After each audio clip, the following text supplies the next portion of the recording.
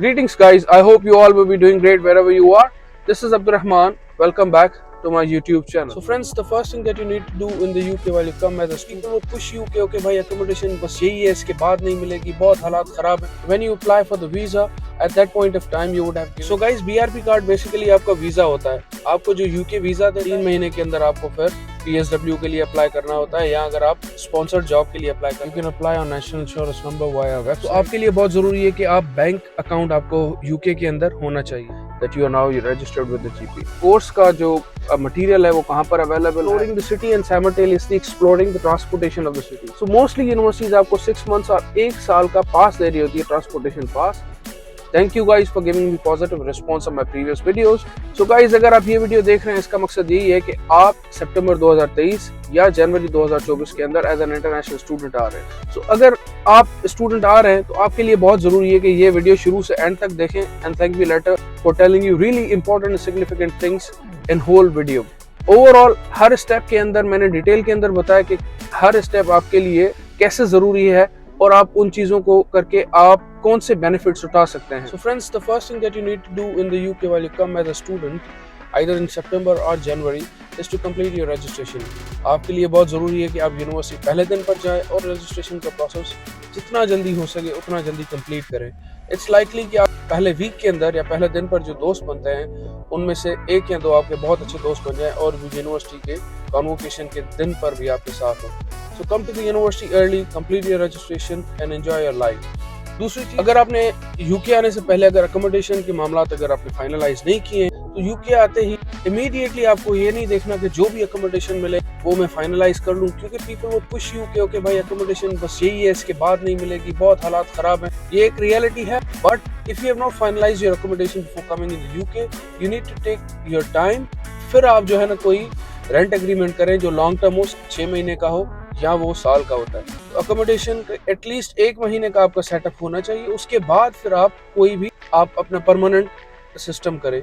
So if you have not finalized your accommodation for at least 1 month, you are going to suffer in the UK, and that's going to create a lot of problems. Or if you make any decision in the rush, that's also going to create a problems in the long run for you. So take your time before you make any long-term agreement with any agency. The third thing is you need to collect your BRP card. When you apply for the visa, at that point of time you would have given your address, or you would have said that you're going to collect the BRP card from your university. So guys, BRP card basically आपका visa होता है. आपको जो UK visa देता है वो 3 महीने या 4 महीने के लिए देता है. और जो BRP कार्ड होता है वो साल, 1.5 साल या 2 साल के लिए होता है, जो भी आपके कोर्स का टाइम होता है. और वो उससे कोई 3 महीने का ज्यादा आपको वीजा मिलता है. 3 महीने के अंदर आपको फिर PSW के लिए अप्लाई करना होता है, या अगर आप स्पॉन्सर्ड जॉब के लिए अप्लाई कर रहे हैं तो उसके लिए अप्लाई कर सकते हैं. जो आपका BRP कार्ड होता है वो आपके लिए बहुत ज़रूरी होता है कि यूके के अंदर आप आएँ तो इमीडिएटली आप अपना BRP कार्ड रिस्पॉन्सिबिलिटी के साथ कलेक्ट करें. और या don't forget to keep your BRP card at a safe place. It's not suggested that you keep your BRP card with yourself, और अगर वो गुम हो जाए तो it's going to cost a lot for you to get it replaced. So guys, once you have collected your BRP card, it's really significant and important for you to apply for your national insurance number. You can apply on national insurance number via website, जिसका link मैं description में attach कर दूंगा. और NI number apply करने के लिए आपको BRP चाहिए होगा, आपको अपना पासपोर्ट चाहिए होगा, और उसके साथ साथ आपको एक एड्रेस चाहिए होगा जहां पर वो आपको लेटर पोस्ट कर सके. सो आपके लिए बहुत ज़रूरी है कि 2nd और 3rd स्टेप पूरा करें ताकि आप 4th स्टेप के ऊपर आ सके. NI जो नंबर होता है उसकी बेसिस के ऊपर आप कहीं पे भी पार्ट टाइम जॉब कर सकते हैं. सो it's really significant for you and important for you to apply for NI number as soon as possible. So guys, जो 5वीं चीज़ और significant चीज़ है वो ये है कि आप बैंक अकाउंट के लिए अप्लाई कर लें. वंस आपके पास जब NI नंबर आ जाता है तो आप पार्ट टाइम जॉब्स के लिए अप्लाई करना स्टार्ट कर देते हैं. और जब आपको पार्ट टाइम जॉब्स के लिए अप्लाई करते हैं और आपको अगर कोई पार्ट टाइम जॉब मिल जाती है तो वो आपसे बैंक डिटेल्स मांगते हैं. सो आपके लिए बहुत ज़रूरी है कि आप बैंक अकाउंट आपको यूके के अंदर होना चाहिए. पहले आपको डिजिटल कोई अकाउंट खुलवा ले, जैसे मोन्जो है, रेवोल्यूट है, वाइज है, कोई भी जो आपको ठीक लगता है वो इमीडिएटली आके आप डिजिटल अकाउंट खुलवा ले. अगर आपको यूके के अंदर लॉन्ग टाइम रहना है तो आपके लिए बहुत ज़रूरी है किसी हाई स्ट्रीट बैंक के अंदर आप अपना अकाउंट खुलवा लें, जिसको हम अपनी लैंग्वेज में कमर्शियल बैंक बोलते हैं. जैसे लॉयड्स है, HSBC है, सेंटेंडर है, और बहुत सारी बैंक है. जो भी आपको ठीक लगे उस बैंक के अंदर आप अपना अकाउंट खुलवा लें, और जैसे ही आपका अकाउंट खुल जाता है तो वो आप डिजिटल अकाउंट से उसको रिप्लेस कर सकते हैं. सो हाई स्ट्रीट बैंक्स के अंदर आपको अकाउंट खुलवाना है तो you will need a letter from your university which you can get from your course administrator. You just email them that you need to get an bank account. वो आपको letter मिल जाएगा. सो उस लेटर की basis पर आप इन banks के अंदर अपना अकाउंट खुलवा सकते हैं.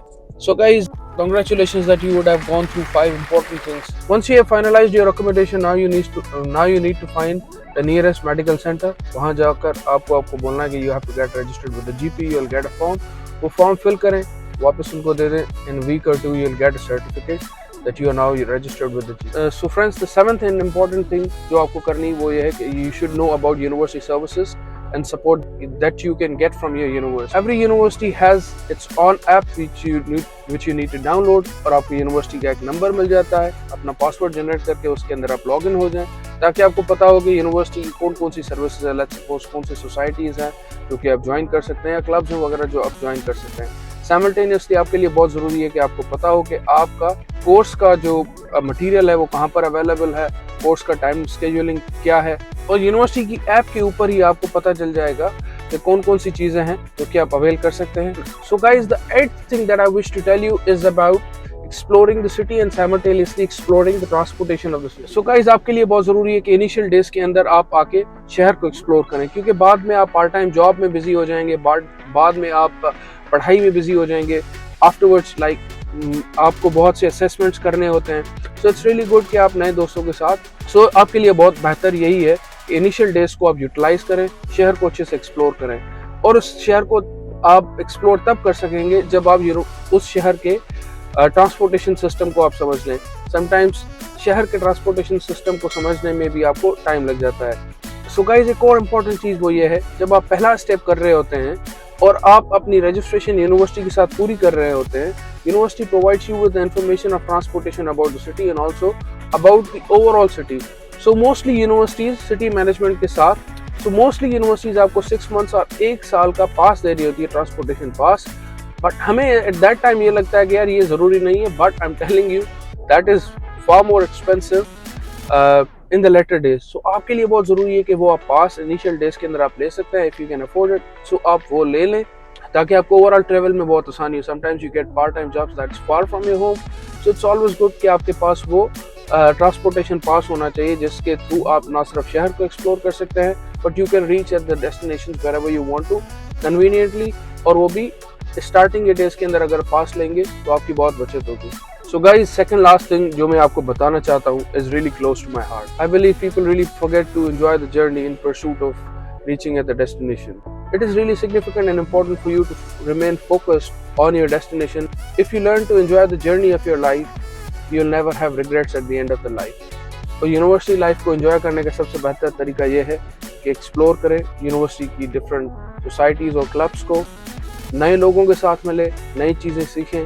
You'll have to come out of your comfort level and you'll have to join different societies and clubs to have new experiences in your life. This can only be done if you remain positive. I've seen students जो कि यहाँ पर आके सिर्फ उनको और कुछ नहीं होता है, बस उनको जाना बस ये होता है कि इधर माहौल ख़राब है, बस घर जाना है. So guys, don't forget to enjoy your journey as an international student in the UK. You will not remember all the troubles that you have gone through, but you will only remember the good things or the good experiences that you have had. So guys, last but not the least and really significant tip for you is to manage your time in the best possible manner. Whenever you're coming as an international student, you will get a term timetable from your course administrator. So guys, once you have your term timetable, it's really significant and important for you to manage your things according to it. Let's assume कि आप masters के लिए आ रहे हैं या आप final year student हैं and you are looking for the jobs.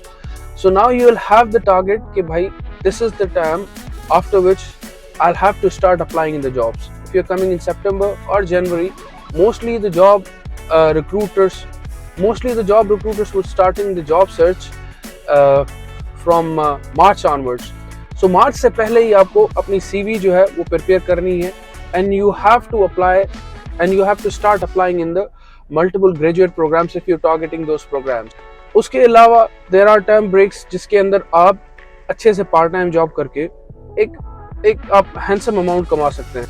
So guys, if you plan ahead of the time, you will save a lot of money and simultaneously you will enjoy overall journey as an international student in the UK. So guys, मैंने अपने हिसाब से पूरी कोशिश की है कि आपको बता सकूं कि 10 चीज़ें एज इंटरनेशनल स्टूडेंट आपको कौन सी करनी होगी जो सबसे ज़्यादा ज़रूरी है। मेरे हिसाब से ये सबसे ज़्यादा ज़रूरी चीज़ें हैं that you need to keep in mind while you coming as an international student in the UK, either in September intake or in January intake. If you do all these things, I guess you will not be able to save amount for yourself, but you would also enjoy your overall journey. अगर इसमें से अगर कोई मैंने एक दो चीज़ें miss कर दी हैं, please tell me in the comments. Thank you so much for watching. Kindly like and subscribe because it takes a lot to make such videos. Thank you very much.